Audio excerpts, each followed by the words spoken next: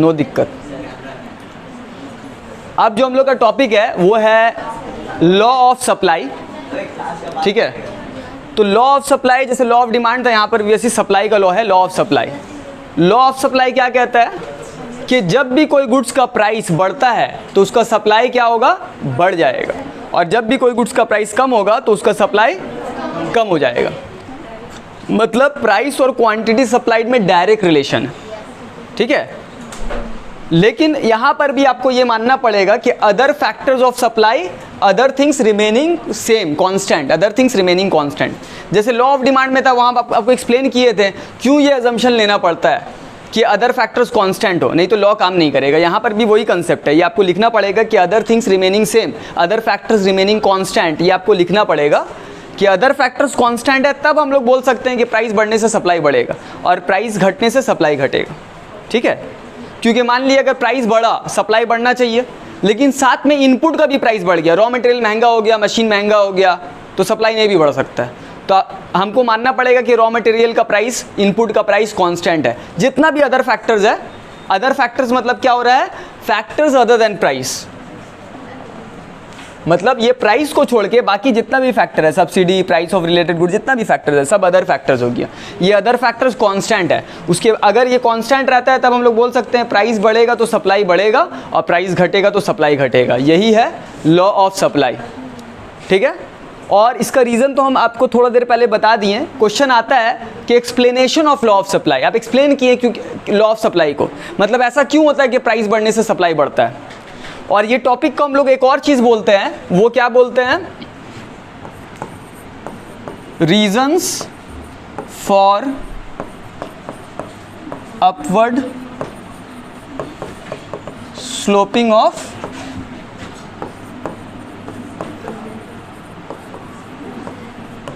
Reasons for upward sloping of supply curve. कि supply curve upward sloping क्यों होता है, कोई भी कर्व अपवर्ड स्लोपिंग क्यों होता है, ये तो आपको पता है। कोई भी कर्व अपवर्ड स्लोपिंग क्यों होता है, जब डायरेक्ट रिलेशन होता है, और हमको पता है प्राइस और सप्लाई में डायरेक्ट रिलेशन है, और इस वजह से सप्लाई कर्व अपवर्ड स्लोपिंग होता है। तो आपको ये एक्सप्लेन करना पड़ेगा, अगर ये क्वेश्चन पूछता है रीज़न क्या है अपवर्ड स्लोपिंग सप्लाई कर्व का, तो आपको एक्सप्लेन करना पड़ेगा कि प्राइस और सप्लाई में क्यों डायरेक्ट रिलेशन है। तो इसका 2 पॉइंट पे आप एक्सप्लेन कर सकते हैं। एक, नंबर 1,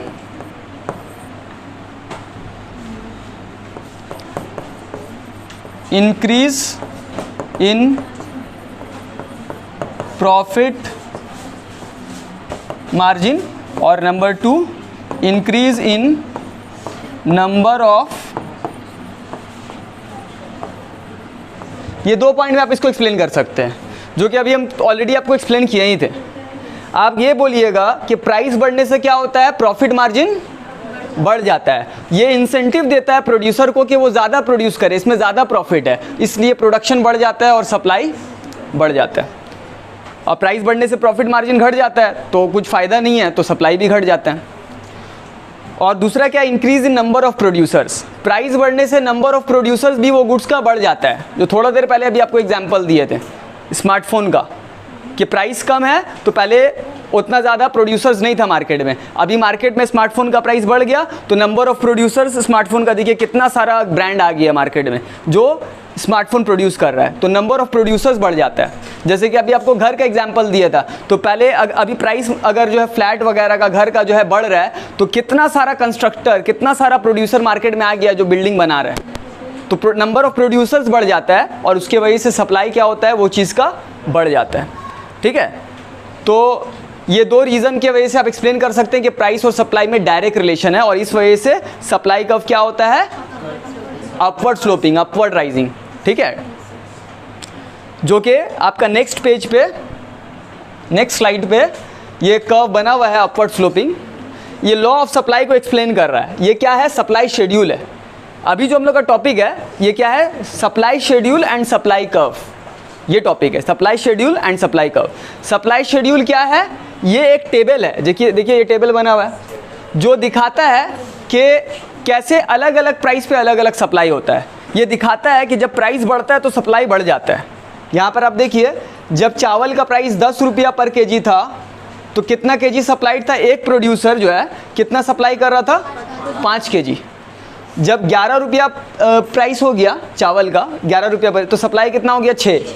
तो जैसे जैसे प्राइस बढ़ रहा है वैसे वैसे सप्लाई वो बढ़ा रहा है, क्योंकि प्राइस बढ़ने से प्रॉफिट मार्जिन बढ़ जा रहा है, और प्रॉफिट मार्जिन इंसेंटिव दे रहा है प्रोड्यूसर को कि वो ज़्यादा गुड्स प्रोड्यूस करे और ज़्यादा सप्लाई करे।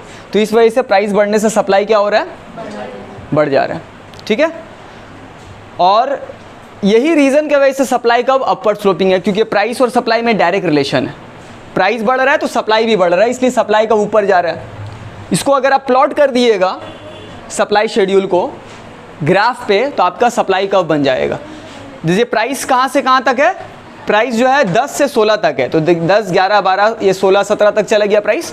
और क्वांटिटी सप्लाइड कहाँ तक है, 5 से 11 तक है, तो ये 5, 11, 12 तक चला गया।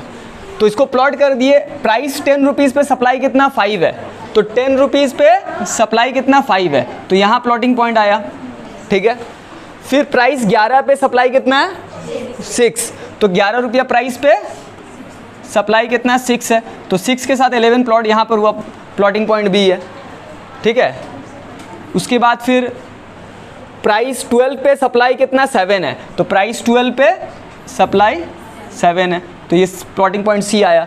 तो इस तरह से सबको अगर हम जोड़ देंगे, सब प्लॉटिंग पॉइंट प्लॉट कर दिए, जोड़ देंगे, तो कर्व कैसा आ रहा है, अपवर्ड स्लोपिंग। ठीक है, क्यों ऐसा आ रहा है, क्योंकि प्राइस बढ़ने से क्वांटिटी सप्लाइड बढ़ रहा है, क्योंकि क्वांटिटी सप्लाइड प्राइस बढ़ने डायरेक्ट रिलेशन है, इसलिए सप्लाई कर्व क्या हो रहा है, अपवर्ड स्लोपिंग। तो ये हुआ लॉ ऑफ सप्लाई, इसका शेड्यूल, सप्लाई शेड्यूल, और ये सप्लाई कर्व। ठीक है, कोई प्रॉब्लम।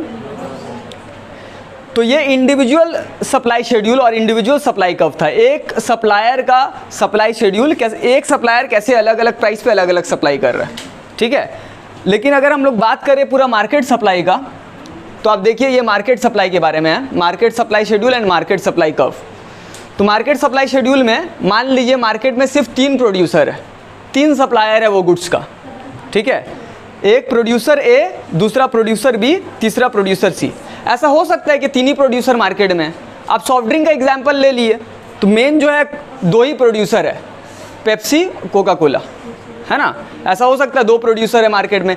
आप कम्युनिकेशन ले लिए, वोडाफोन, एयरटेल, जियो, यही 3 है। आइडिया तो वोडाफोन में मर्ज्ड है, तो कहने का मतलब है कि 2-3 सेलर भी हो सकता है मार्केट में। ठीक है, और 1000 सेलर भी हो सकता है। तो जो भी है, अगर मान लिए थोड़ा देर के लिए 3 ही सेलर है, यहाँ पर देखिए सेलर ए, सेलर बी, सेलर सी, प्रोड्यूसर ए, बी, सी।